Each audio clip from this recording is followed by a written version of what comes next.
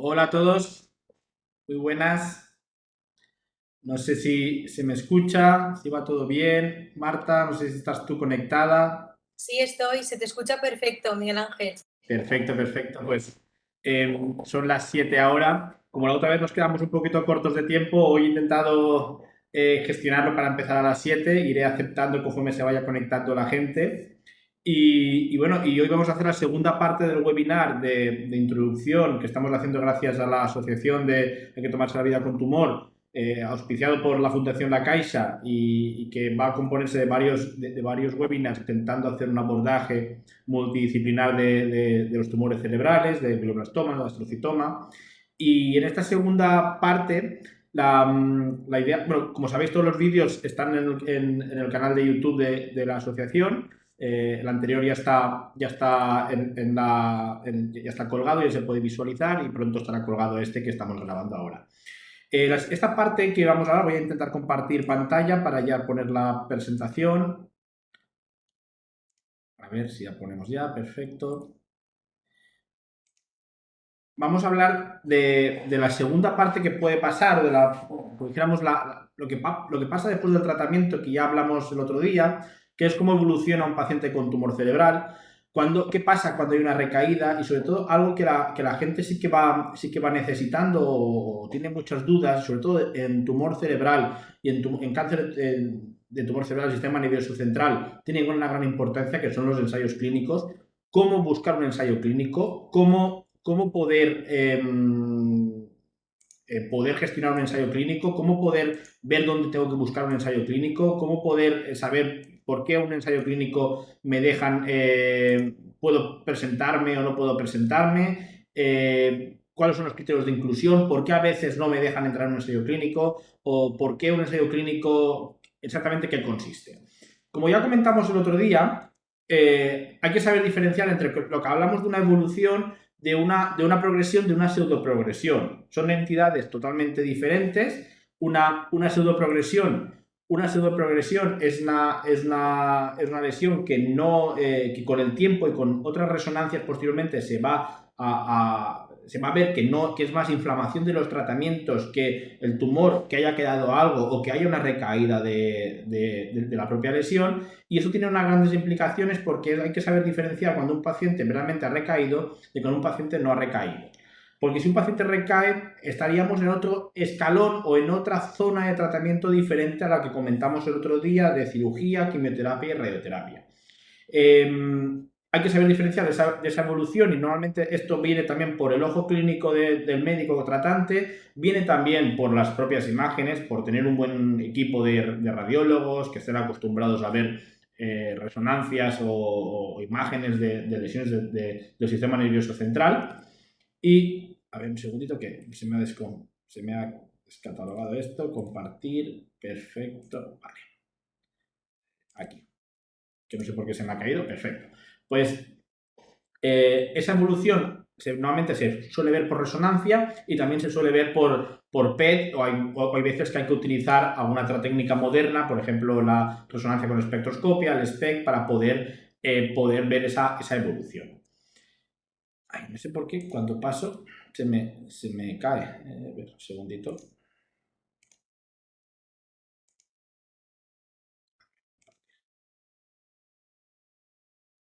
Ah, vale, perdonad, que es que no la he hecho grande. Vale. Si se confirma la progresión, ¿vale? Si tenemos confirmada la progresión y queremos saber exactamente qué podemos hacer si tenemos mala suerte, hay una recaída o una persistencia tumoral. Es decir, posteriormente al tratamiento de cirugía de quimioterapia y radioterapia se confirma que hay una progresión tumoral. ¿Dónde podemos saber al final? Porque, a ver, la medicina, la idea es que cada uno o cada médico no haga la guerra por su cuenta, sino que trabaje de una forma multidisciplinar y que trabaje de una forma, entre comillas, con evidencia científica. Que todo el mundo haga lo mismo y que independientemente del centro donde yo esté, mi tratamiento sea el mismo. ¿Cómo puede un paciente o como un familiar de un paciente saber exactamente si a mi familiar le están haciendo un tratamiento correcto o no le están haciendo un tratamiento correcto?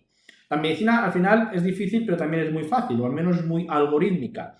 Y hay como diferentes guías que están publicadas en internet, que son de libre acceso, son páginas web. En este caso yo he puesto una que es la más habitual, aunque dentro de tumores cerebrales hay diferentes sociedades científicas que publican su guía, pero la guía de la NCCN es de las guías más comunes que hay, o la más habitual, de que se consulta en Valencia, en Madrid, en Navarra, en Alemania, en Estados Unidos, porque al final es, como dijéramos, lo último publicado y con evidencia científica.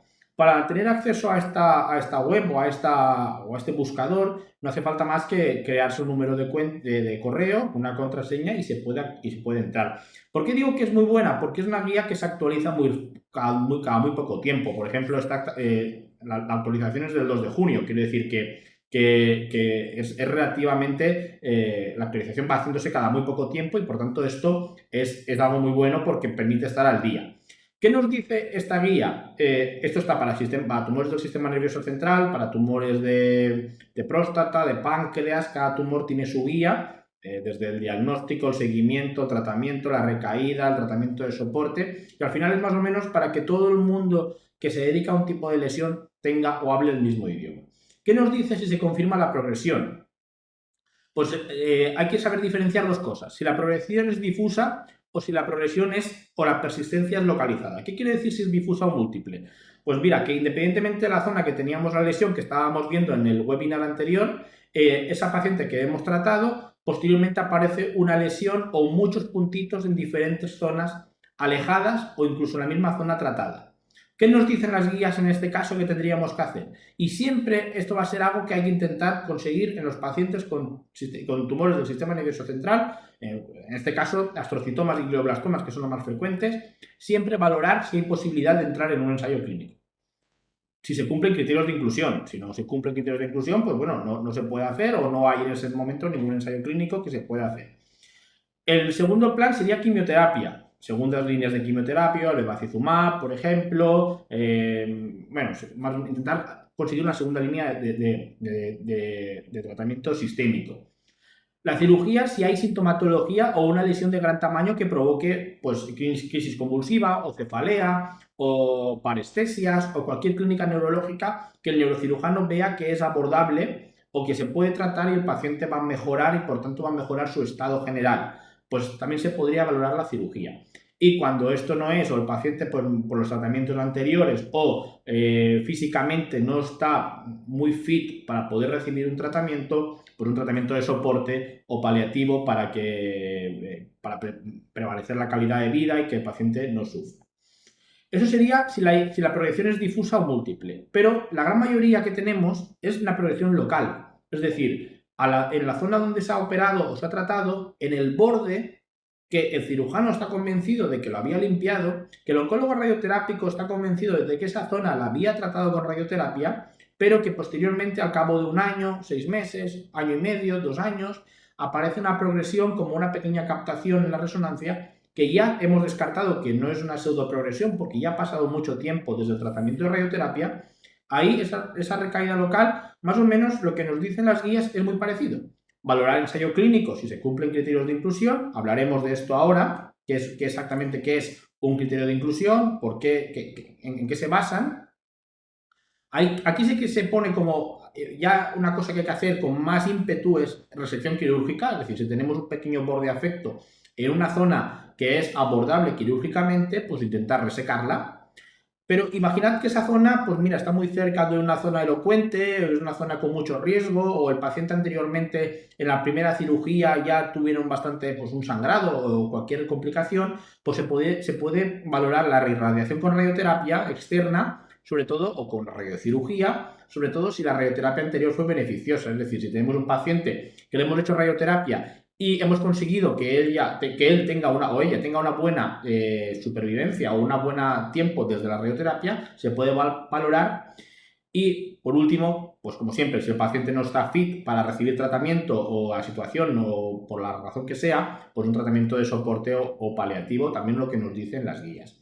Pero fijaros que en las dos partes nos dicen, tanto en la progresión múltiple como local, intentar un ensayo clínico. Intentar siempre un paciente con tumor cerebral de grado 3, grado 4, si hay posibilidad, incluirlo en un ensayo clínico. Y aquí viene, sobre todo, una de las mayores dudas que tiene el familiar o el paciente, que es, bueno, ¿y cómo busco yo un ensayo clínico? ¿Y cómo sé que hay un ensayo clínico abierto para mi tipo de lesión? ¿Dónde tengo que ir? ¿Con quién contacto? ¿Cómo lo puedo hacer? ¿Y si mi oncólogo no me manda a ese ensayo clínico? ¿Yo puedo ir por mi cuenta o contactar con el investigador? Por todas esas preguntas vamos a intentar darle respuesta ahora. No sé por qué siempre que... No sé si soy yo que lo hago mal. Vale, perfecto. Vale. Ensayos clínicos. ¿Dónde buscarlos? Como os he comentado antes, al final no sé si se está viendo correctamente. ¿Lo veis bien? Me está dando hoy problemas. A ver, compartir. Vuelvo a compartir. A ver ahora. Vale, perfecto. Perdonad, pues que no sé qué pasa, que cuando cambio de diapositiva no sé si lo hago bien o salta todo. Vale, ¿cómo buscar un ensayo clínico? Pues hay una página web que es cualquier ensayo clínico que esté hecho o esté pensado con un buen metodología en un hospital o en un sitio con gente de credibilidad, que no sean al final en las redes sociales o en muchos foros pueden aparecer cosas que sobre todo cuando uno está en un momento de tensión, un momento de agobio, pueden dar lugar a confusión. Los ensayos clínicos correctamente hechos, con buena metodología y en sitios correctamente bien estudiados, siempre tienen que aparecer en esta página web, que se llama Clinical Trials. Es una web americana que lo que te permite es, independientemente de que sea de un tipo de tumor u otro, buscar el tumor, buscar el país, incluso poder llegar a buscar la ciudad y saber exactamente si hay algo abierto para ese tipo de lesión cerca de mi casa o en mi país o cerquita, para yo poder ir y contactar y valorar si se puede incluir a mi padre, a mi madre, a mi hermano, a mi mujer, a mi marido, para poder intentar incluirlo en ese ensayo clínico.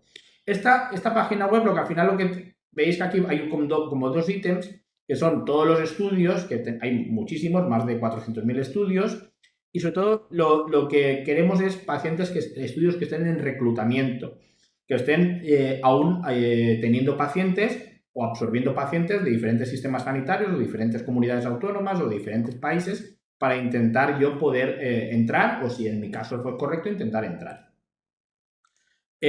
Una vez hacemos la búsqueda, yo aquí os he puesto más o menos cómo sería una búsqueda para glioblastoma y queremos en España, nos aparecen 19 estudios. Lo que queremos es que estén en reclutamiento y que no haya acabado ese reclutamiento, es decir, que estén en proceso. Por ejemplo, os he puesto una captura de imagen de los primeros que aparecen de glioblastoma. Por ejemplo, hay uno de la Clínica de Navarra con virus oncolíticos, que creo que es muy parecido al que la Asociación de Hay que tomarse la vida con tumor también está colaborando, aunque aquello creo que es en tumores pediátricos y esto es en tumores adultos. Hay otros que, aunque veis que son localizaciones de fuera de Europa, también hay centros españoles que están incluidos o también participan. Bueno, esto es con tranquilidad poder ver todos los ensayos, estudiarlos bien, leer muy bien y al final en todas estas páginas web o en esta página web de Clinical Trials siempre tenéis como un correo, un mail y un teléfono del investigador principal para poder contactar con él y decir, mira, tengo este caso, podría entrar, no podría entrar, si por ejemplo hay dudas. Aunque también en el propio estudio podéis valorar también una cosa que se llaman criterios de inclusión y criterios de exclusión. Pensad que al final un ensayo clínico es un tipo de estudio que cuesta dinero porque un ensayo clínico tiene que tener un seguro, tiene que tener gente que se dedica a ello, porque dentro de lo que es el día a día de un médico o de un cirujano, por ejemplo, no hay tiempo para poder participar o poder colaborar, y muchas veces hay gente detrás que son data managers, enfermería, que saca muestras o otros médicos que también se involucran en esto. Y entonces, normalmente los ensayos clínicos tienen como unos criterios de inclusión o criterios de exclusión que son a veces, por desgracia, un poco como demasiado encorsetados, que a veces, sobre todo cuando uno está con esa situación, le gustaría poder que sean un poquito más flexibles, pero por desgracia tienen que cumplir unos criterios para poder intentar conseguir una muestra lo más homogénea posible y sobre todo que lo que tú estés investigando, ya sea un virus, ya sea un fármaco, ya sea una técnica, o puedas obtener un beneficio para posteriormente poder ampliarlo a diferentes fases. En los ensayos clínicos hay fase 1, fase 2, fase 3 y a una fase post-comercialización, que es una fase 4. Por lo tanto, a veces los criterios de inclusión, pues uno cree que puede entrar y posteriormente sale como que no, que se deniega la entrada en el ensayo clínico. Yo he puesto, por ejemplo, de uno de los primeros que he visto en esa página web, por ejemplo, pues se pide que sea un paciente, hay algunos que son muy sencillos y muy de sentido común, mayor de edad, que no esté embarazada, que pueda firmar el consentimiento informado, que tenga, por ejemplo, un buen estado de Karnofsky, que el paciente esté más o menos fit para poder, o independiente, para poder recibir un tratamiento. Aquí, por ejemplo, en el punto 5 se ve que son pacientes que se hayan confirmado que no están en pseudoprogresión, sino que están en progresión, que la lesión se pueda medir para ver la evolución posteriormente con el tratamiento, si ha disminuido la lesión, que intenten estar libres de corticoides, que eso es uno de los problemas más complicados en los pacientes con tumor cerebral, porque muchas veces también el efecto antiinflamatorio de los corticoides puede sesgar el resultado, pensar que muchas veces el resultado es por imagen.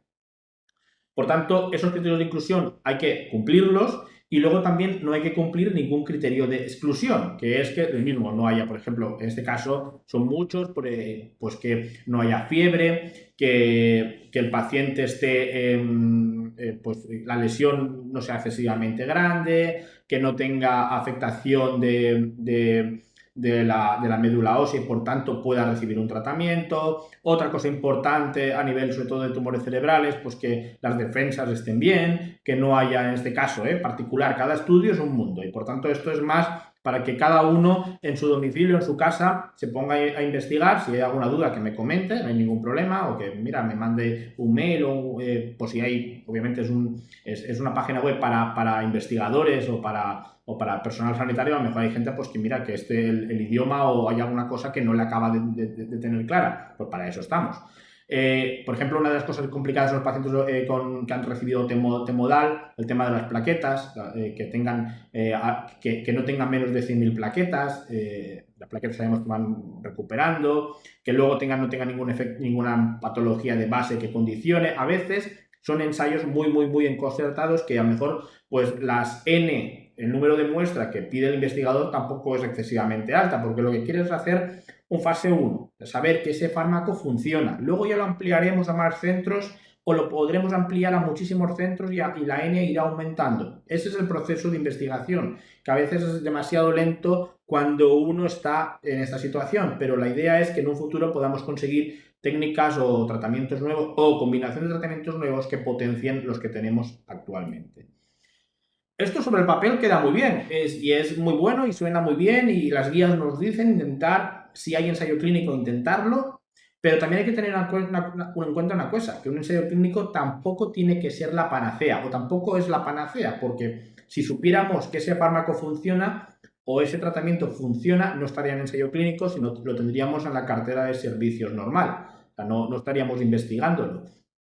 Por tanto, yo he puesto unas cosas importantes que es cosas a tener en cuenta. Es decir, como ya he comentado antes, un ensayo clínico tiene que pasar por un comité ético. O sea, yo no puedo hacer un ensayo clínico y decir, mira, voy a intentar poner manzanilla que he comprado en Berlín a un paciente porque sí, porque yo creo que va a funcionar. Pues obviamente hay que tener un comité de ética que vea que esto tiene una evidencia científica, que tú te basas en alguna investigación, en alguna publicación inicial, que no es, mira, hoy me he levantado que voy a probar esto y le va, al primero que pase por mi consulta lo probamos. No, porque eso no es ético y esa es la diferencia entre un buen ensayo clínico o un ensayo clínico con evidencia científica que un ensayo clínico de cualquier vendehumos que pueda haber, que es que yo sí, esto va muy bien y se basan en publicaciones antiguas o en estudios retrospectivos o de dudosa credibilidad. Pensad una cosa, y esto es importante que lo sepáis, sobre todo porque yo sé que hay mucha gente joven,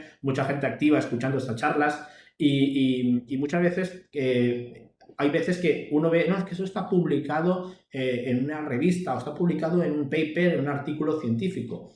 Pensad que si ahora mismo nosotros mañana nos juntáramos, escribiéramos un artículo y tuviéramos $2.000, nos lo publicarían en alguna revista. porque el sistema de publicación también es un negocio. Entonces, hay revistas que son más creíbles que otras revistas que son menos creíbles. Pero el formato revista o el no saber exactamente la revista, hay veces que también uno pierde, si no está puesto en el contexto, cree que algo está muy bien porque lo he visto en un artículo publicado, pero eso no tiene la suficiente fuerza científica o soporte científico como para realmente ser creíble. Esto también hay que saberlo y seguro que buscáis artículos que no tienen o que están publicados en revistas de dudosa credibilidad creadas hace un año, que cualquier cosa que se manda se publica y entonces también eso da lugar a confusión. Luego hay que tener muy claro una cosa, un ensayo clínico nunca tiene que privar al paciente de un tratamiento que tiene evidencia demostrada, porque entonces estaríamos en el punto anterior, no tendríamos, el comité de ética no lo cumpliría, es decir, yo no puedo decir a un paciente que yo sé que el tratamiento de quimioterapia y radioterapia a fecha de junio del 2022 es el que funciona en un tratamiento adyuvante después de una cirugía en un glioblastoma y ahora mismo pensar que automáticamente hago otra cosa diferente a ese paciente porque sí. Entonces, más o menos, siempre es añadir algo o hacer un cambio en el tratamiento, pero con un grupo comparado respecto al tratamiento, como dijéramos, correcto o al tratamiento que tiene suficiente fuerza científica. También hay que saber, porque eso también en la web que os he puesto anteriormente lo podéis llegar a ver, que es conocer qué tipo de ensayo clínico es y qué fase es. Porque no es igual un ensayo clínico en fase 1, que es estudios, como dijéramos, casi de muy poca N de pacientes, 20 pacientes, 30 pacientes, para saber que el fármaco es seguro o el tratamiento es seguro y posteriormente entrará en fase 2 o entrará en fase 3. Porque esto es una evolución que normalmente suele tardar entre 3, 4, 5 años, dependiendo del estudio, y también es uno de los factores a tener en cuenta para contactar o para poder hablar o para poder intentar participar o entrar en un ensayo clínico. Y luego también una de las cosas que también hay que tener bastante en cuenta es que a veces en ensayos clínicos, sobre todo en fases ya más avanzadas, fase 2, fase 3, es posible que se compare con placebo. Y esto hay que también tenerlo en cuenta. Cuando se entra en un ensayo clínico de comparación de un tratamiento respecto a otro o de poner, por ejemplo, añado el temodal más la radioterapia más un nuevo fármaco de inmunoterapia que está pendiente de estudio. Pues habrá un grupo que recibirá ese fármaco y habrá otro grupo que recibirá un fármaco que visualmente va a ser igual, pero será un placebo. Y esa es la diferencia, saber si ese paciente que recibe el tercer fármaco funciona o el paciente que está recibiendo el fármaco que visualmente es igual, la caja es igual o la pastilla es igual o la bomba es igual, es un placebo. Y eso también hay que tenerlo en cuenta cuando se participa en un ensayo clínico. No siempre vas a estar en el grupo que a lo mejor obtiene más beneficio o al contrario. El tratamiento nuevo empeora la supervivencia porque hay alguna fórmula o algún compuesto químico que interacciona con algo y eso provoca que el paciente tenga más toxicidad y por tanto se tenga que parar el tratamiento. Ese también es uno de los riesgos que hay cuando se entra en un ensayo clínico. Pero sí que es verdad que en tumores del sistema nervioso central, si se puede o hay acceso o dentro de los criterios se pueden cumplir y es la cosa que se está haciendo de forma habitual en los hospitales, sobre todo más grandes, que son los hospitales que normalmente suelen participar en estos ensayos clínicos. Siempre que se puede, el paciente, si cumple criterios y sobre todo los profesionales que metemos pacientes en ensayos clínicos, siempre estamos, como dijéramos, con la bombilla que se nos enciende cuando vemos un paciente que mentalmente ya no nos está cuadrando porque vemos un paciente que creemos que puede entrar en ese ensayo clínico, luego a lo mejor lo revisamos y ya no es una decisión personal nuestra, sino nosotros contactamos con el investigador principal, que a lo mejor está en Berlín, le explicamos al paciente y él nos dice si entra o no entra. O sea que tampoco, porque nosotros podemos pensar que puede entrar, pero luego ahí se nos puede escapar algo, para eso luego hay un segundo filtro, que es el propio investigador, que es el que nos permite también saber si hay opción de entrar o no entrar. Con todo esto, al final lo que intentamos es que el paciente mejore, que el paciente tenga más supervivencia, que tenga mejor calidad de vida y que obviamente si podemos curar, que podamos curar. Esto es la intención siempre de cualquier tratamiento oncológico.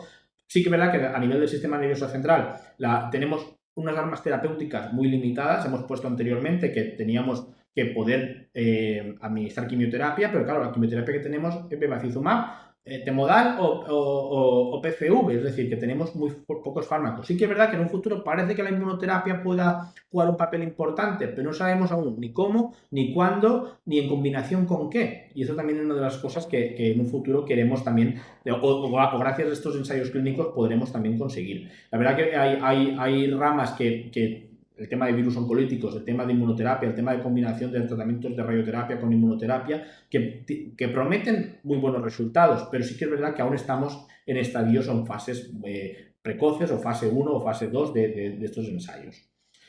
Como sé que la otra vez nos quedamos un poquito cortos de tiempo con el tema de las preguntas y ya más o menos llevamos la mitad de la charla, he pensado que hay gente que no pudo preguntarla otra vez, aunque intentamos contestarla, y vamos a dejar también, por si alguien que esté escuchándonos, que nos esté viendo, quiera preguntar algo, y así más o menos podemos también intentar enfocarlo de una visión práctica o con un caso que alguien que sepa para que intentar conseguir que esto sea más, que si alguien tiene una pregunta que se vaya con la solución, aunque yo he intentado exponerlo yo, pero que también pueda saber cómo poder enfocarlo o si realmente hay algo que esté con la duda y perturbando que lo pueda solucionar. No sé si alguien de los que nos está escuchando quiere preguntar algo, quiere comentar algo.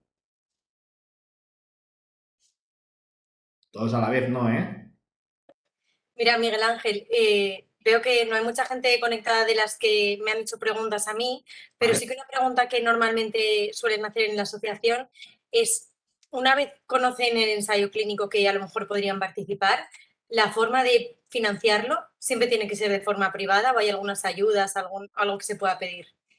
Mira, respecto al tema de la financiación, probablemente estamos en el país de Europa más complicado de obtener fondos públicos para poder hacer financiación. Obviamente sí que los hay y hay muy buenas financiaciones públicas. No en comparación a otros países de Europa, la financiación que tenemos es más limitada, pero sí que tenemos la Asociación Española contra el Cáncer, la Mutua Madrileña, la Fundación La Caixa, otras fundaciones un poco de menor tamaño, pero con muy buena, con muy buena estructura o, entre comillas más monográficas, más de un tipo determinado de tumor y que obviamente juegan un papel muy importante.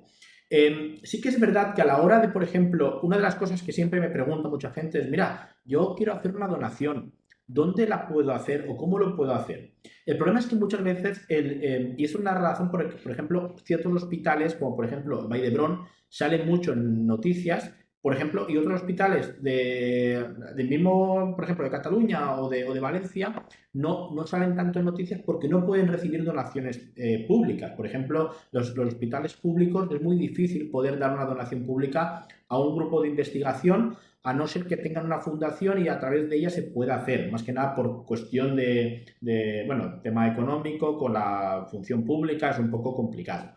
Sí que es verdad que la gran mayoría de los estudios, entre comillas, fuertes, son de entidades privadas, por ejemplo, ya sea farmacéuticas potentes como Bayer, Johnson Johnson, que quieran ellos mismos intentar pues, estimular o potenciar un fármaco o un tratamiento con una combinación de tratamiento de forma privada. Las dos formas son buenas, las dos formas funcionan y las dos formas, obviamente, nos gustaría más una forma pública porque tienes, entre comillas, evitas el sesgo de una farmacéutica que no es que te condicione, porque obviamente si el ensayo no sale, no sale, pero sí que es verdad que siempre tienes ahí, pues la industria privada siempre quiere obtener un beneficio. Yo siempre digo lo mismo, la industria farmacéutica quiere la gente que se cure, pero también la quiere enferma, porque ellos también trabajan de ello. Por tanto, las dos formas de tratamiento, las dos formas de financiación son viables. Obviamente nos gustaría tener más fondos públicos para poder dedicar y tener más recursos, más personal para poder investigar. Aunque sí que hay centros como por ejemplo la Clínica Universitaria de Navarra, Vall d'Hebron, otros hospitales que tienen como una especie, que son de una especie más pública barra privada o de gestión privada, que sí que pueden recibir esos fondos o grupos de investigación que trabajan en esos, o institutos de investigación que trabajan en esos centros, que sí que lo pueden tener y, por ejemplo, en otros centros públicos no se puede hacer. No sé, Marta, si tienes más preguntas, más cosas que comentar o dudas que tengas tú de las asociaciones y también vienen bien porque yo creo que son dudas que al final se van a repetir se van a repetir en mucha gente, mucha pregunta. La verdad es que estás explicando muy bien y estás resolviendo muchas dudas que me suelen preguntar, o sea que yo creo que va muy bien encaminado. Yo, mira, una de las cosas que no he comentado, porque creo que en un futuro vamos a poder verlo en los diferentes webinars, es el tratamiento de soporte. No lo he puesto como presentación como tal porque muchas veces, y esto pasa a veces, que si buscáis estas guías que yo os he puesto, por ejemplo, la guía del CCN o de diferentes sociedades, veréis que no existe como un tratamiento de una recaída de recaída. Y en algunas veces, cuando un paciente recae, ya de una segunda recaída, ya sea cirugía, ya sea radioterapia, pensad una cosa que es que una de las cosas que pasa en los tratamientos es que los tratamientos a nivel cerebral tienen su toxicidad, sobre todo la cirugía y sobre todo la radioterapia, porque provoca cierta, como dijéramos, necrosis de ciertas células neuronal que va a hacer que la transmisión nerviosa sea un poquito más lenta de lo que tendría que ser. Entonces, hay veces que cuando un paciente nos vuelve a recaer después de de un rescate, el hacer un tratamiento ya otro rescate o otra radioterapia, esto no está en las guías. Es decir, es una cosa que a veces el médico lo hace por no saber decir, mira, Juan, o mira, Luis, o mira, Jorge, no hay más cosas que podamos hacer y probablemente el añadir un tratamiento más solo va a provocar más toxicidad y no vamos a aumentar ni la esperanza de vida, ni vamos a aumentar la supervivencia y al contrario, van a estar pues, con más secuelas. Y esto es una de las cosas más difíciles que tenemos en el sistema sanitario, sobre todo los médicos, que es que no estamos o no tenemos un soporte de sistemas de cuidados paliativos, que probablemente es una de las carencias más grandes que tiene este país, que es un paciente en el que yo sé que no voy a hacerle nada más, o en el que sé que hacerle algo más probablemente no tenga un beneficio muy claro, pero que es un paciente que no es terminal, es decir, no va a fallecer mañana ni va a fallecer dentro de 2 días. A lo mejor le pueden quedar semanas, meses de vida. Pero que yo sé que si le hago un tratamiento, a lo mejor soy yo el que le provoco que el paciente fallezca antes.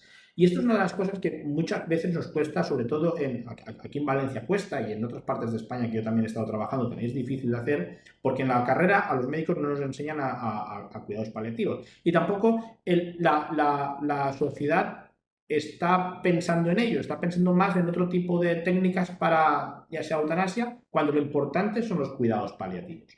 Y esto también es muy importante, sobre todo porque hay veces que el paciente, o sobre todo la familia, porque muchas veces el paciente es muy consciente de la situación, porque está enfermo, pero está lúcido y sabe muy bien que en su cuerpo hay algo que no está funcionando bien. Y el sentarse con la familia y con el paciente y explicarle, mira, no podemos hacer nada más o no hay nada más, esto requiere tiempo y requiere también formación. Y es algo también, yo creo que no lo he comentado como tal, porque hasta cierto punto yo creo que queremos más buscar algo de tratamiento activo, de saber cómo podemos gestionar una recaída, más que hablar de tratamiento de soporte, porque también se irá hablando de los diferentes webinars que hay a partir de este. Pero también es algo muy importante que sepamos que eso está, que hay que pedirlo, están las unidades de hospitalización a domicilio, obviamente la atención primaria, también el que un paciente vaya a la unidad de hospitalización a domicilio o tenga un cuidados paliativos en domicilio, a veces tampoco va en que se cierra la puerta del hospital, sino que se juega, entre comillas, con dos escenarios diferentes. Y eso también es una de las cosas que tenemos que tener en cuenta que a veces pasa, que a veces el encarnizamiento terapéutico, el hacer una reirradiación, el hacer una tercera cirugía, las guías, que al final es la evidencia científica, no dan soporte a eso. Y por tanto eso es también una de las cosas a tener en cuenta. Que un paciente esté sin dolor, que un paciente pueda estar en su domicilio, pueda estar acompañado de su familia, pueda tener, si hay una fiebre, cualquier un contacto directo con el médico, con la enfermería, que pueda ir a su domicilio, también es una de las cosas importantes que pueden pasar, que normalmente suelen pasar en cualquier paciente oncológico que no está respondiendo a los tratamientos. Hay que también tenerlo en cuenta que eso está ahí y que eso es, al final, no hacer un tratamiento activo equivale, no siempre un tratamiento activo equivale a que el paciente va a ir mejor, sino a veces puede ir al contrario, la toxicidad puede empeorar. No sé si tenéis alguna pregunta, alguna cosita que queráis decir a alguien, no tengáis vergüenza, se puede preguntar sin ningún problema. Tenemos 10 minutillos, por tanto los podemos aprovechar. Si alguien tiene alguna duda de un caso puntual suyo o que le haya pasado. Pues mira, Miguel Ángel, nosotros como asociación sí que nos ha pasado alguna vez que alguna persona nos ha pedido ayuda para pagarse un ensayo clínico. Entonces, claro, nosotros como asociación no somos médicos y obviamente no podemos ver quién entra en el ensayo, quién no, a quién se lo podemos pagar, a quién no. Entonces, estas personas pueden encontrar alguna ayuda en ese sentido de algún profesional que les pueda orientar. Mira, normalmente el problema que hay con la oncología es que esto avanza. O sea, la oncología, cada día hay publicaciones de diferentes tipos de cáncer, como dijéramos, casi diarias o semanales. Por tanto, muchas veces pasa que sobre todo en centros más pequeños o en comarcales o en hospitales más pequeños, a lo mejor el oncólogo ve desde tumores cerebrales, ve pulmón, ve mama y por tanto está al día, pero no puede llegar a estar al día de todo. Por lo tanto, es importante que esos tipos de tumores siempre se traten en centros, entre comillas, de referencia o con buenas unidades, porque eso permite que el profesional siempre esté al día o incluso sea él el que haga los estudios o participe de forma activa como colaborador en diversos estudios. Y esto es una de las cosas importantes en oncología, que también es la subespecialización. Uno no puede saber de todo. Lo que tiene que saber, lo tiene que saber bien. Sí que es verdad que un estudio, sí que hay estudios que sí que piden, entre comillas, dinero para poder participar en ellos. O no por eso, a lo mejor porque hay que hacer un desplazamiento a otra ciudad y el paciente no puede gestionarlo o no lo puede pagar o la razón que sea.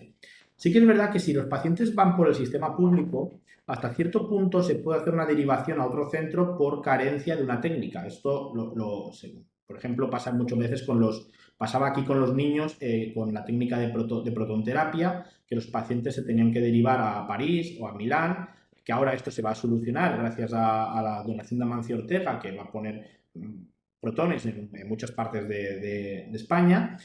Claro, muchas veces, al principio de todo, el sistema te pagaba el tratamiento en otro país, pero no te pagaba el alojamiento. Y a lo mejor estar viviendo en París durante 33 días o 35 días, más el desplazamiento, más el no trabajar, a ese cuidador o ese familiar, pues obviamente habían familias que se lo podían permitir y otras familias que no se lo podían permitir. Esto también, gracias a ciertas fundaciones, por ejemplo, se ha llegado a poder gestionar.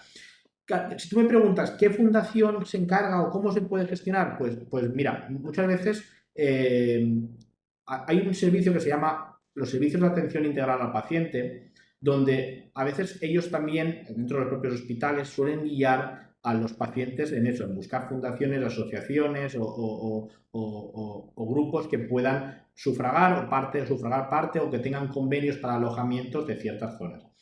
Que un ensayo te pidan dinero para poder participar, la verdad a ver, no son muchos los que hay y los que hay tienen, porque sean unos casos muy, muy, muy puntuales o que pidan una donación para poder participar. Yo no sé hasta qué punto eso entra dentro de lo que es el límite de lo ético, porque claro, yo al final lo que quiero es que un paciente me cumpla los criterios y lo pueda hacer. Otra cosa diferente es que de forma indirecta digan, bueno, si puedes hacer una donación o si tienes algo, ahí se me escapa, la verdad. Yo normalmente en los estudios que participo nunca pido dinero o nunca suelo pedir nada a los pacientes porque obviamente no es esa la función de la investigación, a no ser que esa investigación esté hecha con fondos públicos, pero normalmente eso también va auspiciado por una fundación, ya sea la Caixa, una beca o Mutua Madrileña o la otra asociación más grande, por ejemplo, la Asociación Española contra el Cáncer. No sé si te he respondido o era lo que me preguntabas, Marta.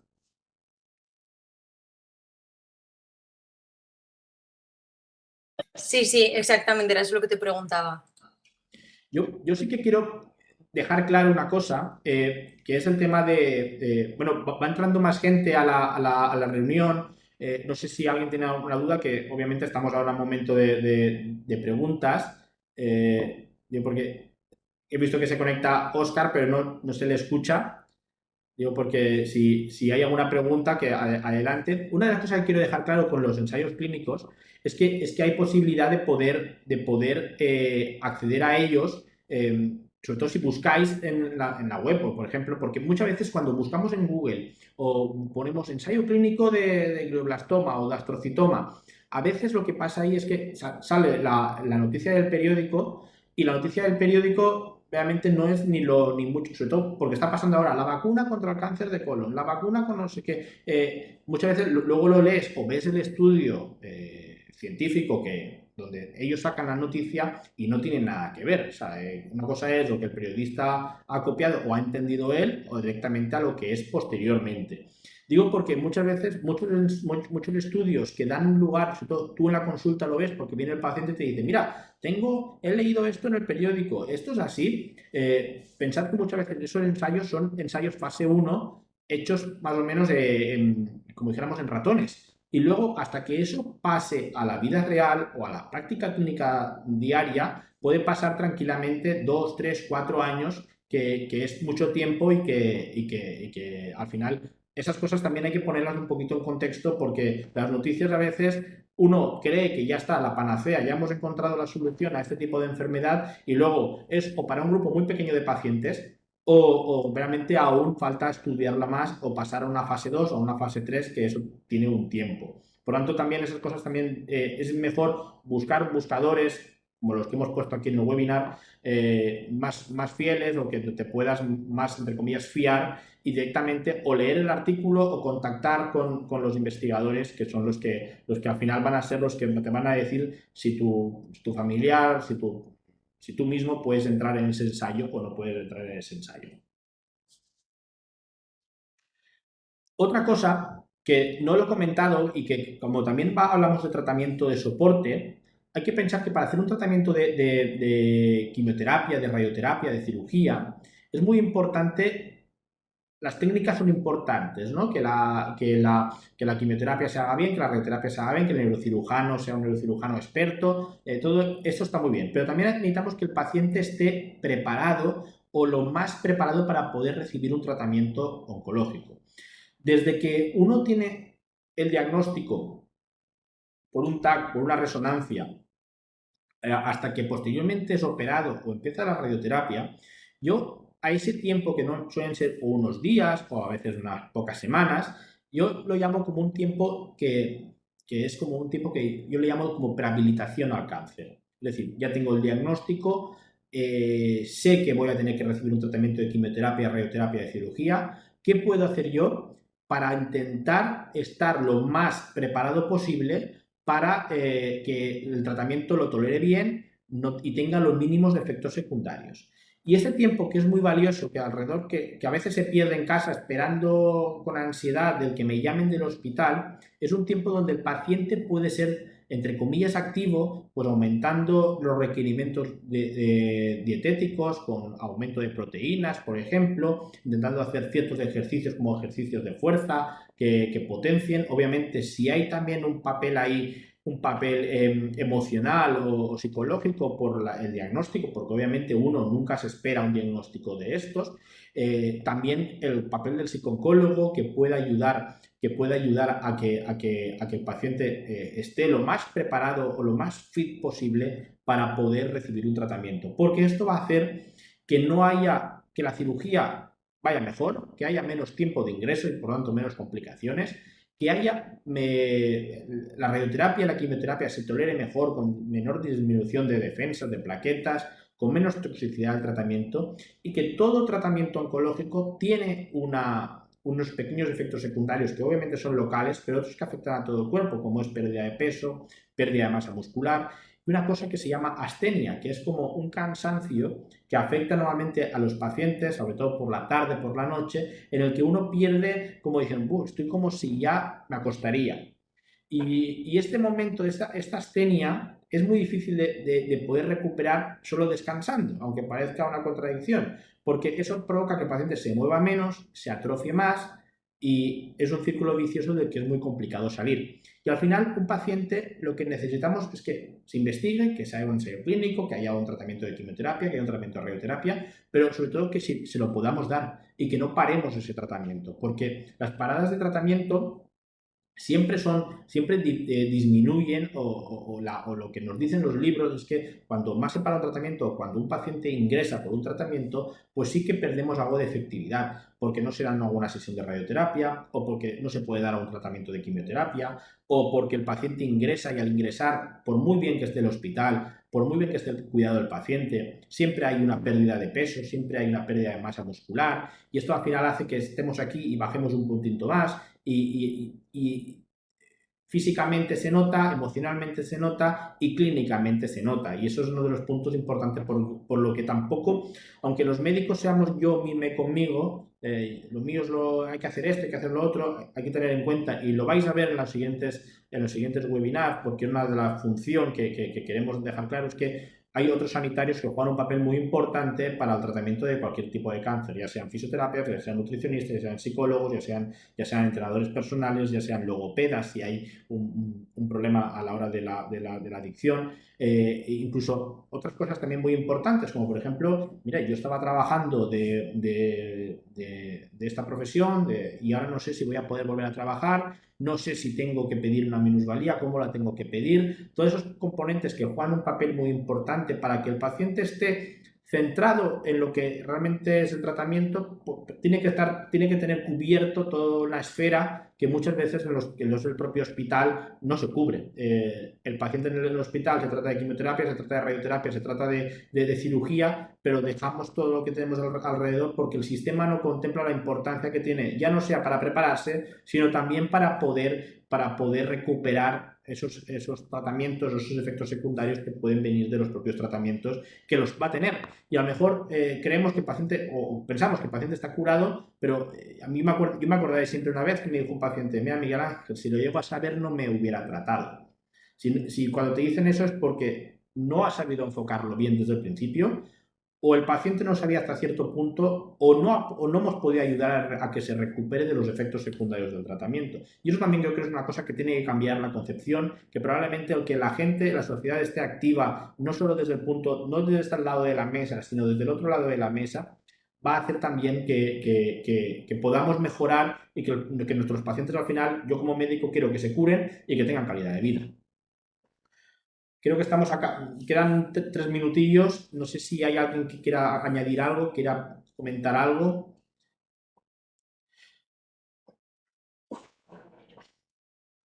Marta, teníamos más preguntas en el otro webinar, ¿verdad?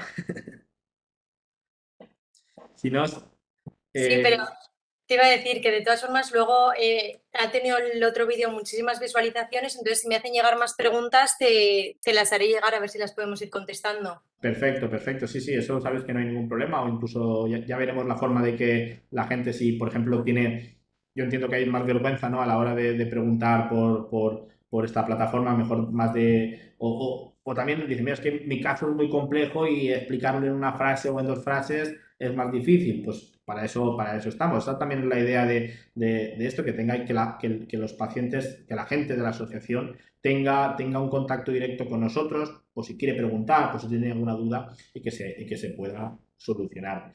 Yo, como antes de que se corte, pues como he dicho al principio, dar las gracias a la asociación, dar gracias a la Fundación La Caixa, sobre todo a todo el mundo que esté en este diagnóstico, que esté en este proceso o que tenga un familiar, mucho ánimo. Hay momentos de subida, momentos de bajón, momentos de que uno está mejor, y esto al final entra dentro de un proceso oncológico, y hay que veces que hay que pedir ayuda, sobre todo si es psicológica. Hay que saber exactamente y sobre todo hay que confiar en los profesionales, pero también hay que intentar saber o pensar cómo poder ayudar, porque muchas veces el que conozcas algo, que puedes algo, siempre va a sumar. no hay que pensar que es que a ver si el médico le digo esto y se va a enfadar o no, o no lo habrá pensado él. No, todo suma y al final lo que queremos es una buena relación médico-paciente, que trabajemos en equipo, porque al final no deja de ser parte de mi familia, de nuestra familia, el paciente con el que estamos tratando, el que estamos viendo y la familia con la que estamos viéndonos durante mucho tiempo y esperamos que en un futuro ese tiempo sea el máximo posible. Pues antes que se corte, que se va a cortar, nada, ya lo mismo, daros las gracias y que tenéis la puerta abierta para lo que necesitéis, para las preguntas que hagáis o cualquier duda que haya de este webinar se pueda preguntar